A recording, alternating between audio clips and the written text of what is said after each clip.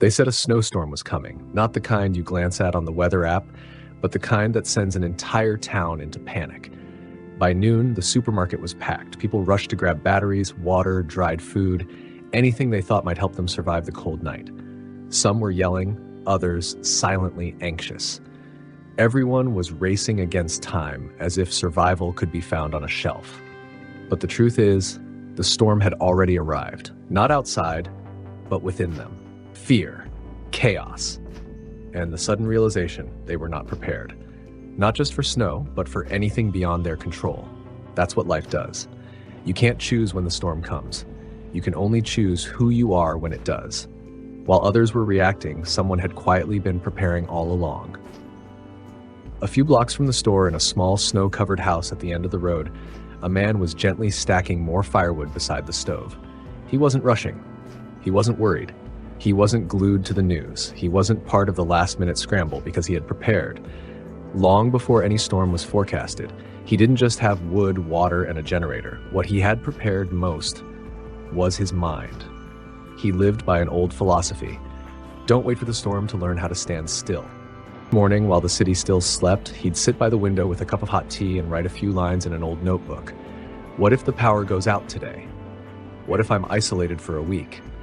Not because he was pessimistic, but because he believed. If you can imagine the worst, you won't be shaken when it arrives. He didn't live in fear. He lived in readiness. To him, a snowstorm wasn't a disaster. It was just part of life, like sunlight, autumn, or even loss. Life always is in motion. The real question is, are we calm enough to receive it when it changes? No one likes to think about bad things. No one wants to imagine power outages, accidents, grief, or death. But that man was different.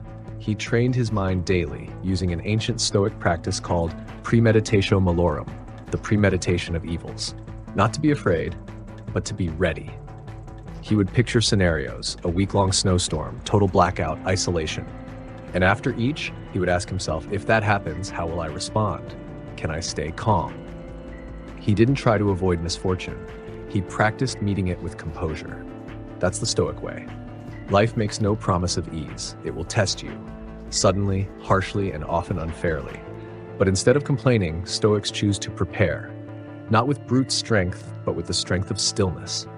Not to control the world, but to control themselves, because they understand no one escapes the storms of life.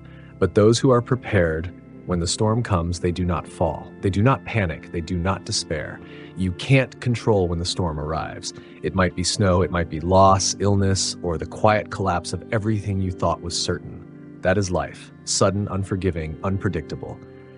But what you can always control is your response. The state of your mind in the middle of chaos.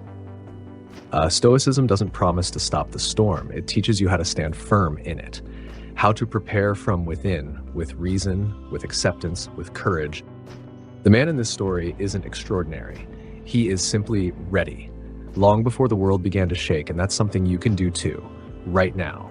While things are still calm, don't wait for the storm to learn how to stand still. Practice, prepare, today.